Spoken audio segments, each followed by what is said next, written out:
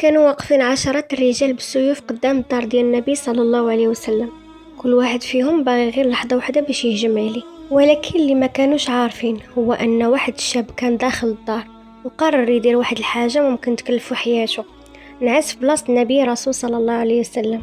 في واحد الليلة من الليالي في مكة كانت قريش مجموعة قدام الدار ديال النبي صلى الله عليه وسلم، عينيهم غير على الباب والسيوف ديالهم واجدة.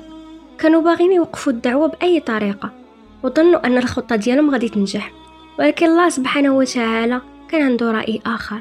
في الداخل ديال الدار ما كانش النبي صلى الله عليه وسلم كما كانوا كيتوقعوا، وإنما كان شخص آخر. كان علي بن أبي طالب رضي الله عنه، واحد الشاب اللي كان القلب ديالو عامر بالإيمان. النبي صلى الله عليه وسلم عرف أن قريش باغية تآذيه، وقال لعلي رضي الله عنه نعس فراشي نتايا وتغطى مزيان. وقف علي رضي الله عنه لحظة، عارف أن اللي برا باغين يقتلوا أي واحد يلقوا في الفراش، ولكن قلبه ما دخلوش الخوف. قال في باله أن حماية الرسول صلى الله عليه وسلم أغلى من أي حاجة، ودخل الفراش وتغطى. أما النبي صلى الله عليه وسلم فخرج من الدار بأمر الله سبحانه وتعالى، وداز من بين الرجال اللي كانوا كيراقبوا الباب، ولكن الله جعل بينهم وبينه حجاب وما شافوش. داز داك الليل ومع الصباح دخلوا رجال قريش للدار وهما متأكدين أنهم غادي يلقوا النبي صلى الله عليه وسلم. قربوا للفراش وحيدوا الغطاء، ولكن الصدمة كانت كبيرة.